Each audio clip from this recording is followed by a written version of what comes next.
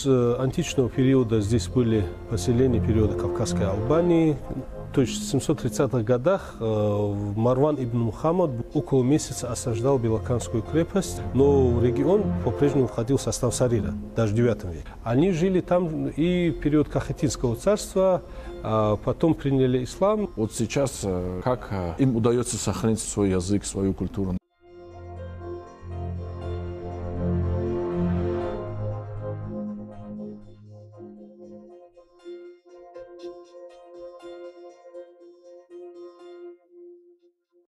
Ассаламу алейкум, друзья! В эфире передача «Исторические факты». В гостях сегодня у нас исследователь, кандидат исторических наук Хафизов Шахбан Магомедович. Шахбан Магомедович, ассаламу алейкум. Алейкум. Шахбан Магомедович, недавно вышла в свет ваша монография, посвященная истории и этнографии аварцев Южного Кавказа. Называется «Кабахчоли». Мы, к сожалению, жители Дагестана не так хорошо знакомы с историей этнографии наших братьев, которые живут за Кавказе. Вот, что за регион это Кабахчоли и почему ваша монография посвящена вот именно этому региону?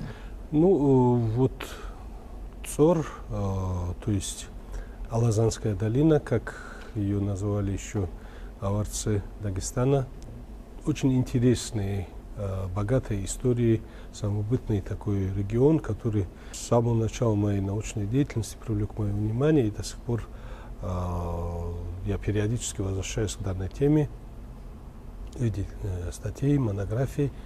Я думаю, что это не последняя, иншаллах, моя книга, посвященная данному региону. Кабахчоли – это одновременно населенный пункт, вернее, поселок городского типа, но он был образован всего лишь в 1992 году.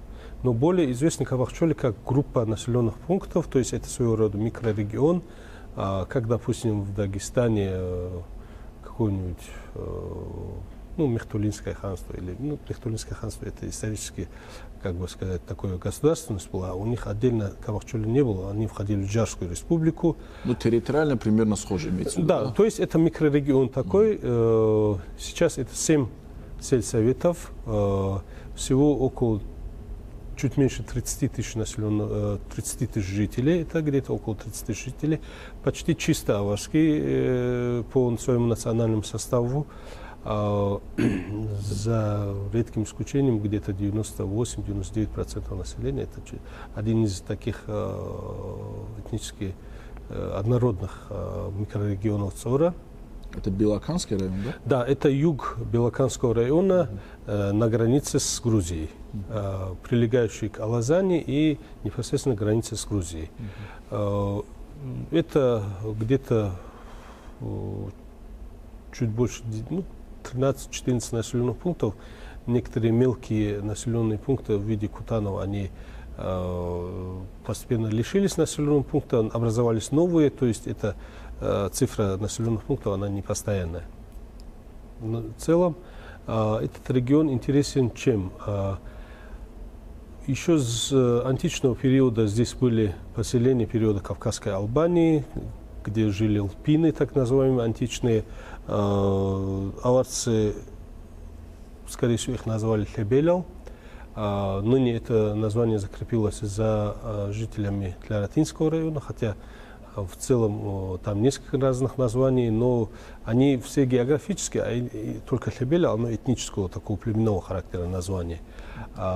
Также местность Хебиль, где-то 6-7 населенных пунктов, есть и Цунта, в Цунтинском районе, и можно сказать, что этот Хебель и в Цоре, и в Алазанской долине, и прямо за главным Кавказским хребтом, по обе стороны, вот это есть населенные пункты, местности и так далее, которые сохранили это древнее племенное название, известное еще с первых веков нашей эры. Потом мы знаем, что эта местность входила в состав государства Сарир. То есть в 730-х годах Марван ибн Мухаммад из Шики, направляясь через местность Кизики, пересек Алазани и около месяца осаждал Белоканскую крепость. Первая крепость, которая ему попалась, крепость Сарира, то есть аварская государственность на тот момент. И после он уже ушел за хребет, еще одну крепость штурмовал, потом Кумух, потом уже Хунзах. То есть еще в 8 веке, как мы видим из сообщений арабоязычных источников. Ибн Асам аль-Куфи в 9 веке пишет об этом походе наиболее подробно. Именно о штурме Белоканской крепости наиболее точные и подробные сведения содержатся у этого иракского арабского историка. Как бы его сочинение сохранилось только в одном экземпляре в Стамбульской, по-моему, Топкапы. И вот Ибн Асам аль-Куфи пишет, что вот эта Белоканская крепость, она входила в состав Сарира. Успешная была кампания Марвана? Да, в целом да, но Хунзах он взять не смог, и в итоге Нуцал и Марван, они подписали мирный договор, согласно которому Сарир признавал власть арабского халифата, но сохранял независимость и выплачивал ему налоги. Но это продлилось недолго, потому что вскоре держава аббасидов рухнула, там, вернее, я извиняюсь, не аббасидов, а омейядов. На смену омейядам пришли аббасиды, и вот в ходе этих пертурбаций Сарир снова полностью стал независимым. А тогда Марвану удалось отколоть этот регион, да? Сообщается в грузинских источниках тоже, кстати, сообщается, что вот эта крепость Нухбит, как перекресток своего рода, вот эта крепость была взята Марваном Кру, как они говорят, прозвище они дали, глухой. Марван глухой. В средневековых грузинских надписях и говорится, в средневековых грузинских источниках и говорится, что он опустошил эту местность. То есть там осталось мало населения, но регион по-прежнему входил в состав Сарира, даже в 9 веке. Но потом уже там образовалось отдельное, так называемое Второе Албанское царство или царство Шаки. Об этом потом уже где-то с XI века и до начала 17 века этот регион входит в состав Кахетинского царства. Во многом уже грузинская церковь, грузинский язык, грузинская культура здесь распространились. И во многом местное население или было грузинизировано, плюс к этому сюда на юге Кабахчоли здесь образовалась одна из резиденций Кахетинского царя, в грузинском источнике Бойтани, на аварском языке Битан, то есть плоская местность. Да, плоская местность, поскольку цорские аварцы вместо Харахли говорят Битхи, то есть Битли, Бит-арабак. А вот на равнине одна из резиденций там располагалась, что это была составная часть Кахетинского царства. В 17 веке постепенно цорские аварцы образовали свою государственность, которая в европейских источниках называется Джарская республика. Вот это вплоть до 1830 года это была Джарская республика, но поскольку это был влажный и климатически не очень благоприятный регион, и постоянно вот это была пограничная зона, и со стороны Алазани постоянно были набеги и нападения вот этих кизикцев, обоюдные.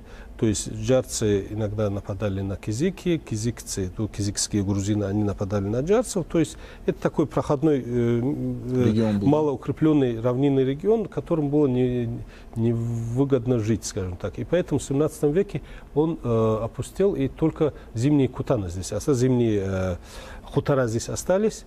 Осенью сюда приходили, они весной обратно в свои предгорные поселения уходили, которые располагались в ущелье Белоканском. Там где-то 6-7 населенных пунктов небольших, которые в 17 веке или еще раньше образовались за счет переселенцев оттуда.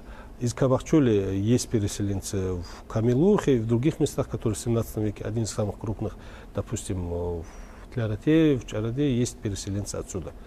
А потом уже в 1830-31 году здесь снова в результате разрушений, взятия, ликвидации Джарской республики, вот эти горные укрепленные населенные пункты Белоканского ущелья, царская администрация, их жителей насильно переселила на равнину, чтобы они были под присмотром, и чтобы вот это между Дагестаном и цорскими аварцами там вот этот горный регион был пустой, чтобы легче было там оперировать, и чтобы жители были, так сказать, более... Отворены друг от друга, да?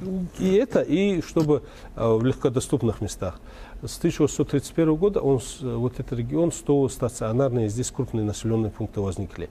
А Шамбул, он существовал все это время, те населенные пункты, которые полностью были переселены. Рехутала, Чедеркев, Буцрак, Цертель, Тахта, Сахиля, то есть 6-7 мелких и более крупных населенных пунктов, которые из Белоканского ущелья полностью были переселены сюда. На равнину? Да, на равнину. Вот Рехут, они все в Белоканском ущелье, единственное, Чедеркев, это в ущелье другой речки. Вот Рехутала образовала здесь населенный пункт Шарип. Из Шумбула, по-моему, они образовали... из Буцраха образовался Шамбул и так далее. То есть, в принципе, они селились по старому сельскому принципу. То есть, в основном переселенцы из одного селения переходили, что здесь тоже селились в одном месте. А основном название населенных пунктов от прежних тухумов, от первопоселенцев и так далее. Вот Шарип. Шарип это был первопоселенец, его 4 сыновей, вот самый крупный населенный пункт в Кабахчоле, где-то, по-моему, около 5000 человек сейчас там живет. В честь первого основателя данного населенного пункта есть там Халатала, то есть длинная поляна, есть Шамбул на периоде с южного диалекта, это там, где запруды, Шуам. На южном диалекте этот Шуамбул, это место, где Шуам. Это такая запруда, болотистая местность, да, можно так сказать, да. Потом есть там Кехса, то есть это более поздний населенный пункт, образованный за счет переселенцев из Кахиба. Кахиб? Да, название, да? Кахиб, Кехса, да, Кехса, то есть из Кахиба пришедшие.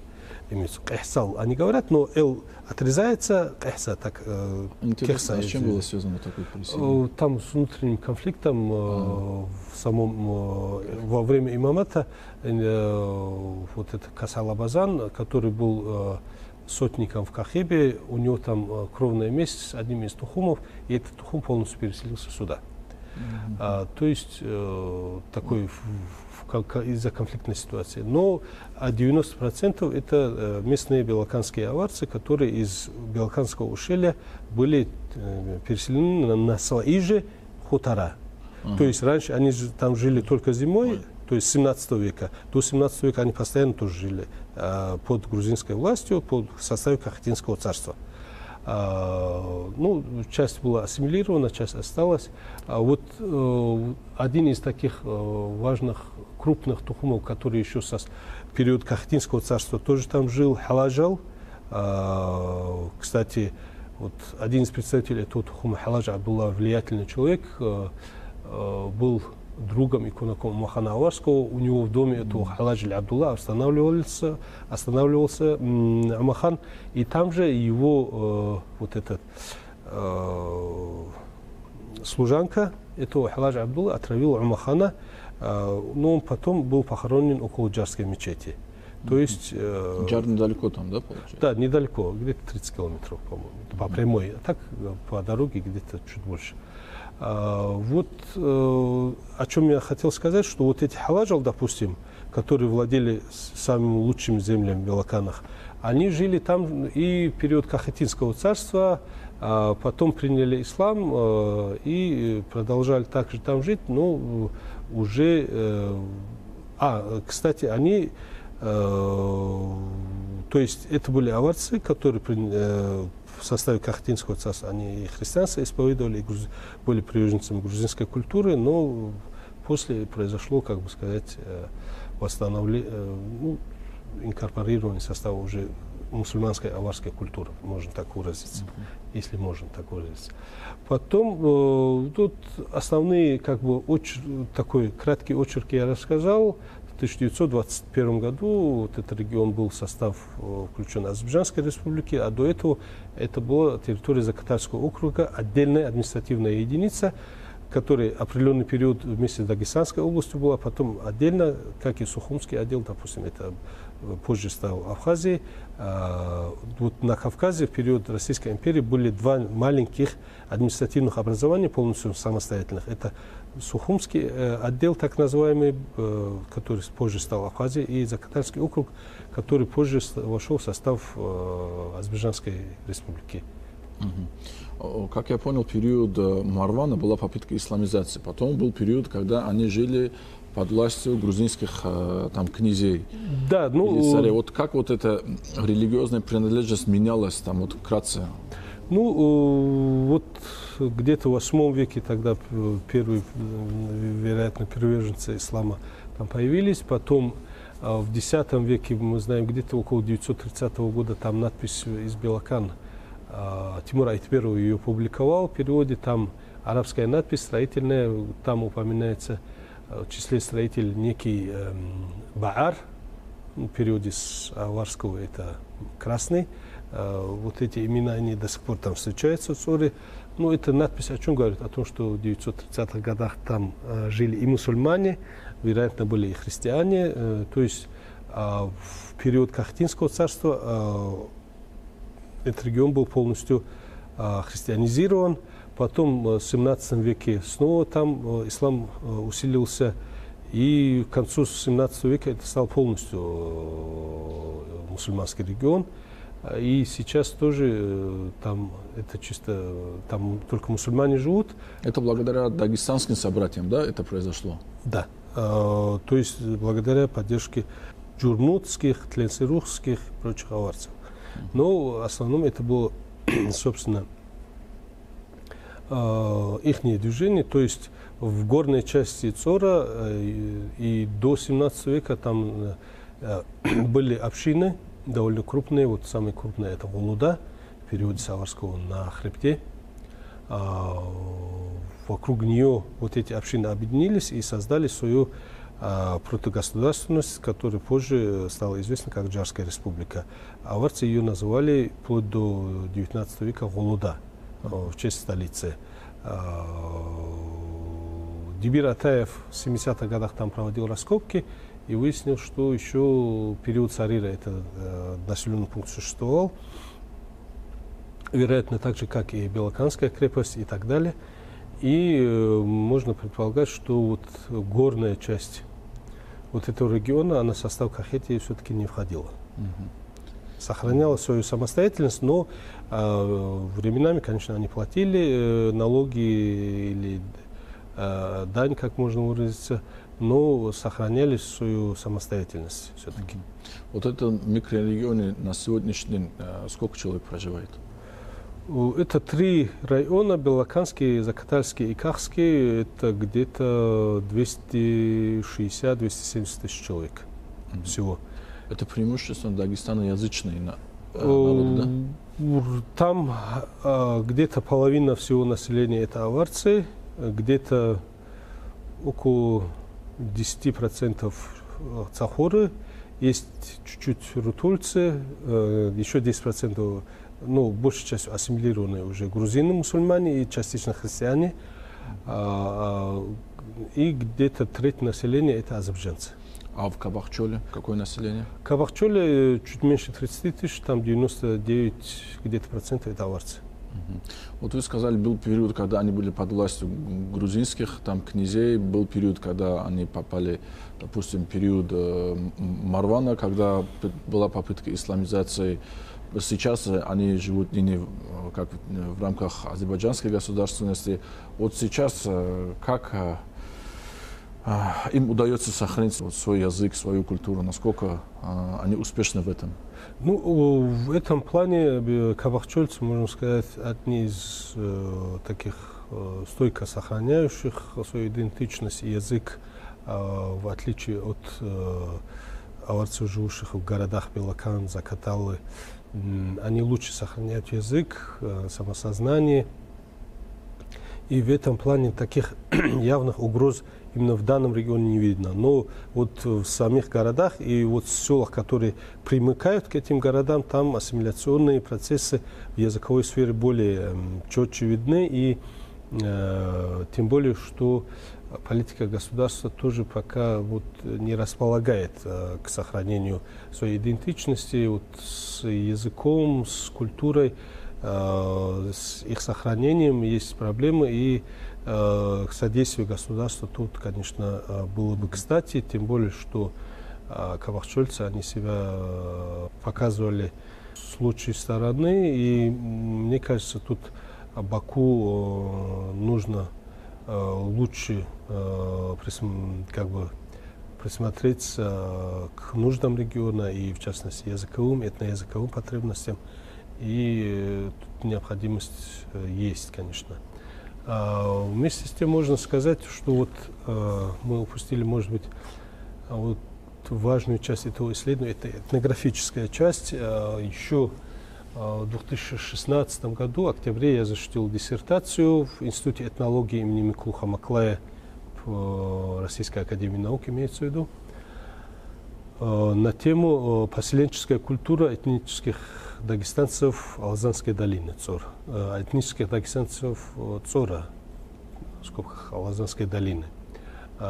И с тех пор, как бы, я периодически возвращаюсь к данной теме. Еще в 2011 году мной была опубликована аналогичная работа по джарскому джамаату. Это сельсоветы, тоже несколько сельсоветов, где-то больше 20 тысяч жителей. В том регионе тоже было описано, каждый населенный пункт берется в отдельности, краткая его история, потом тухумная структура, квартальная структура, какие кварталы есть, когда приблизительно образовались общественные здания, то есть мечети, кладбища и так далее.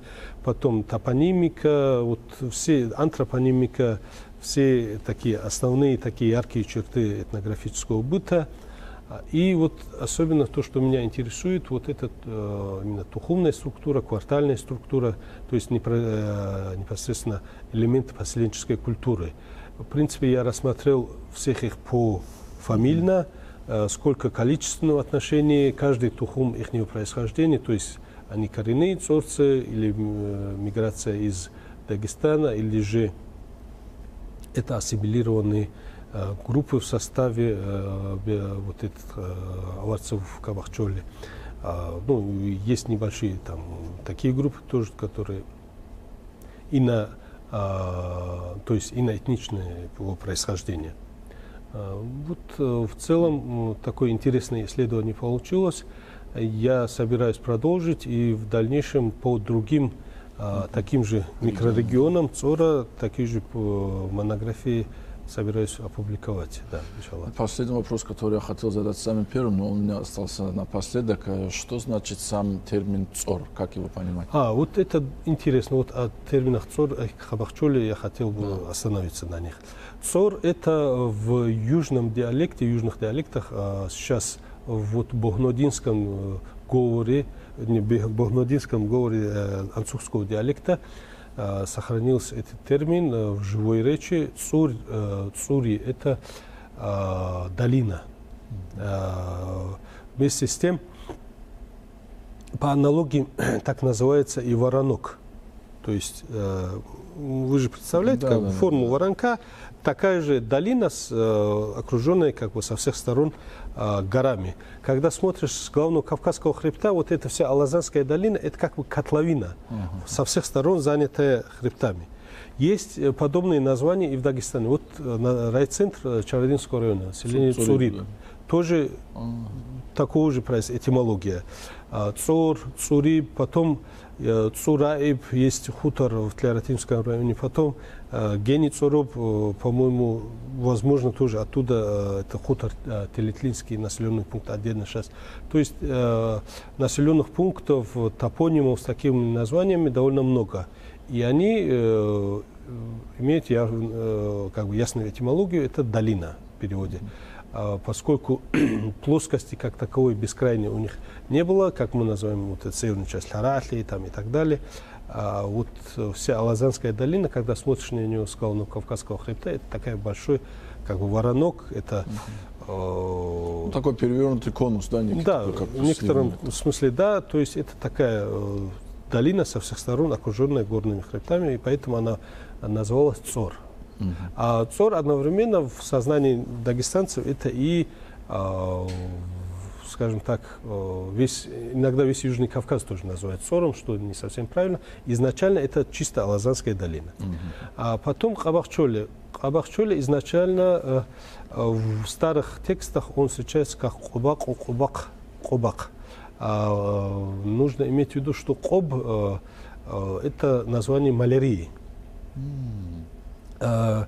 Сейчас в аварском языке это бакулунти называется, но это описательное название, солнечная болезнь. А в старых текстах и в диалектном словаре вот Саидовой тоже есть в южных диалектах, в основном вот это малярия называется Коб. А Кобак это у малярии, малярийное место. Оно изначально так и называлось, поэтому тоже там селились в основном сезонно с осени до весны. Потом уже Кабах-Чоле, Чали, от слова Чали, там в основном это был скотоводческий как бы хутор. Кабах-Чали под влиянием тюркского языка, в Чоле это на тюркских языках это степь, пустая голая степь, на которой пасется скот. Но дело в том, что до начала 20 века это были густые лиственные леса, которых только отдельные опушки были, на которых они пасли скот. То есть степи там не было, и поэтому чоли, как чоль, тюркского термина там использовано быть не может. Но вместе с тем, постепенно под влиянием в 19 веке вот Кабах-Чали, оно превратилось в Кабах-Чоли. Ассимиляция гласных, она распространенное явление в аварском языке. Вот если два разных, то более звонкая и поглощает более глухую. Вместо Кобах стало Кабах. Допустим, Катик и Мацих, населенные пункты в той же зоне, произносится как Китик Мицих сейчас. Ну, хотя это изначально Катик Мацих. Точно так же Кобак превратился в Кабах. Более звонкое К, оно превратилось в Х тоже. В принципе, это и в грузинском языке, и в некоторых аварских языках тоже есть. Х постепенно ассимилируется, переходит в Х. Таким образом, малярийное вот это, то есть загон, изгородь в малярийном месте превратилась в Кабах-Чоле. Поэтому сейчас некоторые его понимают как тыквенное поле, что-то в этом роде. Но изначально все-таки там этимология другая. В принципе, вот, можно сказать, наверное, я ответил на ваш вопрос. Спасибо, что пришли. Желаем вам успехов в вашей работе. Спасибо. Будем ждать и впредь у вас в нашей студии. На этом мы прощаемся с вами. Спасибо, дорогие друзья. Ассаламу алейкум.